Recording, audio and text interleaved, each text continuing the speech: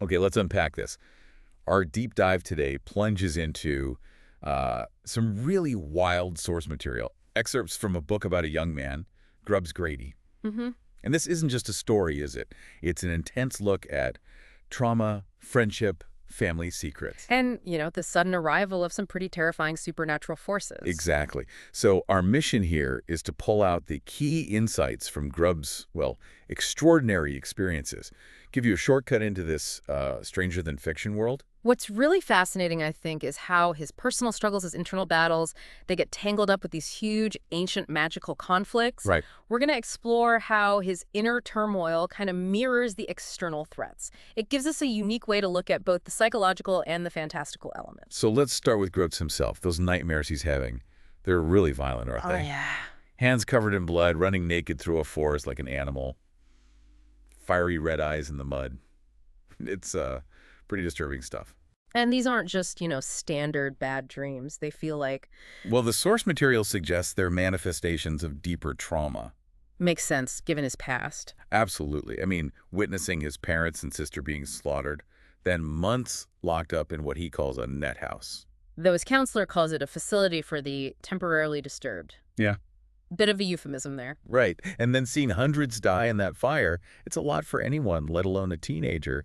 These nightmares are his mind grappling with horrors. And you see his coping mechanisms pretty quickly, especially with the school guidance counselor, Misery Mulch. Misery Mulch. Great name. Isn't it? Grubbs basically sees him as child's play. Just tells him straight up, you're not qualified to discuss matters like this. Yeah, and that dismissal, it really highlights his isolation, doesn't it? It shows how extraordinary his problems are. They really are way over Misery's head. So the traditional help just isn't cutting it. Not even close. And that internal turmoil is just building. You can feel it. Okay, so if his inner world is that chaotic, what about his outer world? His social life? Who's he hanging out with? Well, there's his current friend group, Locke, Frank, Charlie, Leon, and Mary. And Locke's sister, Rainey. Grubbs is clearly hot for her, as the source puts it. Yeah, and this new group dynamic is interesting, especially when you contrast it with his old best friend, Billy Spleen. Right. Locke is the dominant one here, the wrestler who kind of pulled Grubbs in. Exactly. Yeah. Which makes the Billy situation even more, complex. This is where it gets really juicy, I think. Billy is described as small, chubby, uses words like coolio.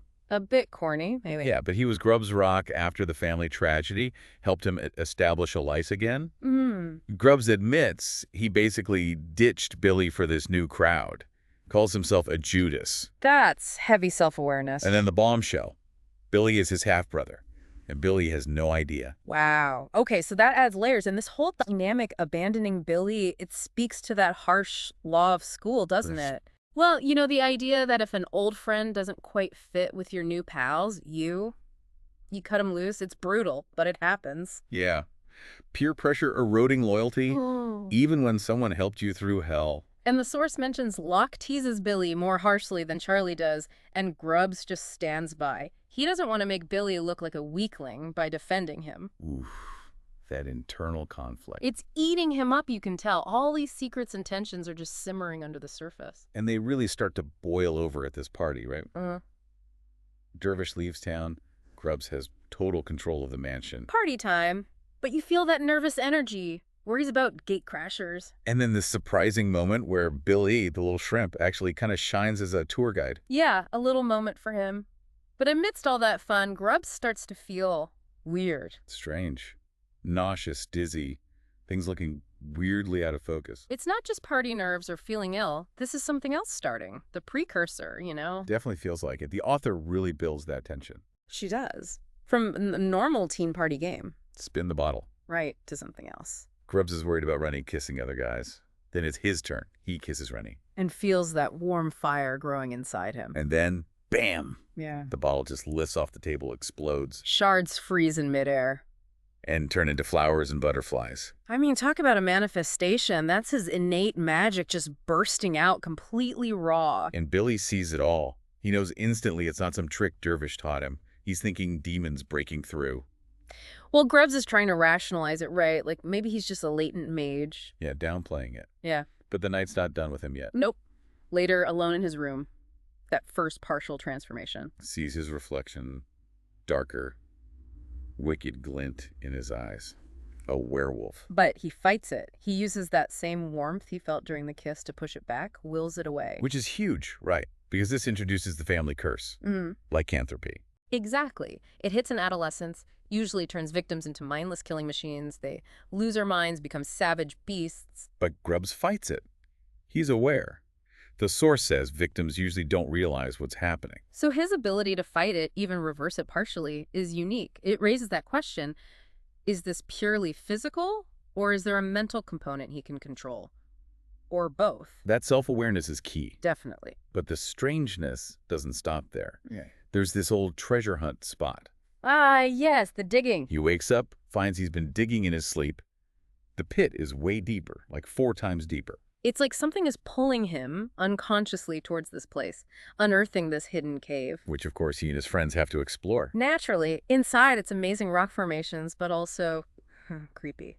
That face of a girl in the rock. Which he thinks looks like his dead sister, Gret. That's got to be unsettling. Hugely. And then, the tragedy. Locks fall. Grubbs, Locke, Billy are in there. Locke falls. Grubbs tries CPR. But it's too late. Locke's gone. And the really weird, chilling detail. Where the hell has all the blood gone? Chilling is the word. Then Dervish shows up. And his reaction isn't just grief or panic. It's something close to religious awe. Because he knows what the cave is. Exactly. An ancient portal. A weak point for the Demonata, these powerful, nasty demons to cross over. And it was sealed up centuries ago. Yeah. Deliberately blocked. Which is why Dervish insists on the cover-up, moving Locke's body to the quarry, making up a story.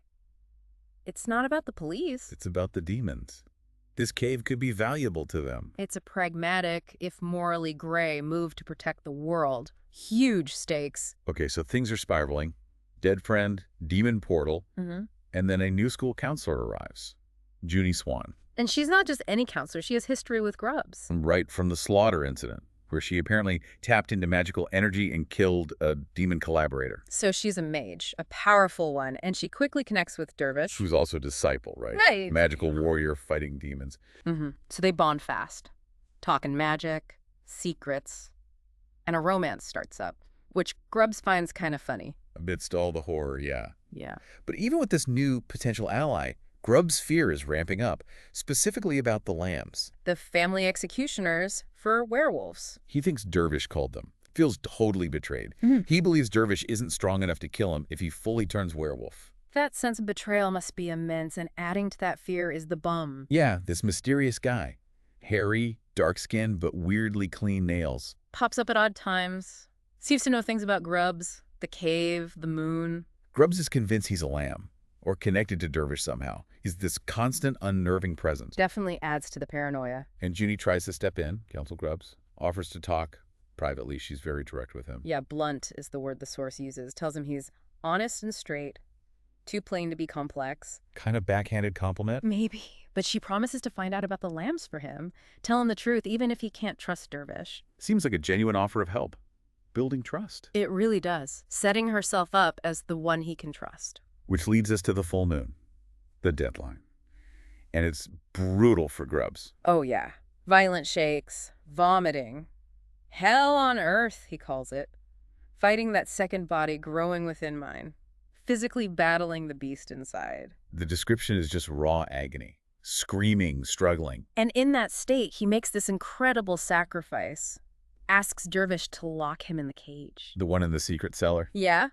Because he's terrified he'll hurt someone, inflict damage he can't cure. It shows how much he cares, even in his terror. So he's locked in. And the fight inside him just rages. The hardest fight of my life, he says. The beast wants out. But Grubbs, hearing this voice of magic, Dervish urging him on, he fights back. And then, Junie. Yeah. This is the pivot, the shock. She shows up, confirms Dervish did call the lambs. They've got the house surrounded. But then she says, I won't let you sacrifice yourself. And she kisses him. Using it to trigger his magic? Unleash it. An explosion of power. It's a complete betrayal of her earlier promises, isn't it? Totally. He breaks out of the cage, turns a rifle red hot, welds it to a lamb's hand. Yeah. Uses wrestling moves. Raw, untrained power just erupting. He escapes into the woods, sees the bum again briefly. And ends up back in the cave. Of course. Where else? And the girl's face is there again, speaking some language he can't understand. He screams, and the waterfall nearby just freezes solid. Crystal. Another massive, uncontrolled surge of magic, showing his potential, but also his lack of control. And then Ginny finds him there. But she's not rescuing him from the beast. No, she delivers the killing blow emotionally, tells him that he, in werewolf form, killed Billy's grandparents. Devastating. Absolutely devastating. And her calmness while delivering this, then she proposes they run away together, promises she can control him with magic, drugs, says she'll kill him herself if he turns permanently. And tells him, I love you, Grubbs. It's so twisted. Completely manipulative, offering this dark, controlling version of love right after shattering him. So they run. To an airport. Junie's using magic for everything, bypassing security, fake passports, new clothes. He's trapped with her. It's not an escape, it's a capture. And the plane ride, it's not safety. Far from it. Demons attack. Artery. That hell baby with mouths for hands. Or, yes, scorpion creatures, others, pure chaos and terror on the plane. The descriptions are grotesque. And then the big bad arrives. Lord Loss himself. His voice described as slow and miserable. He talks about a tragic way to die. And then just brutally murders a young woman. Yeah. Feeds her face to Artery. It's just pure evil on display. No ambiguity there. And then the final absolute twist. Judy, the one who seemed like his ally, his potential savior, maybe even lover. She reveals she's working with Lord Loss, tells Grubbs he's the only one who can cure you. Cure him by handing him over to a demon master. Apparently. And then she performs this horrifying magic kiss on another passenger, kills him, takes his face, and presents Grubbs to Lord Loss with this chilling grin. He's all yours now, master. Wow. So the deep dive ends just there on that ultimate betrayal.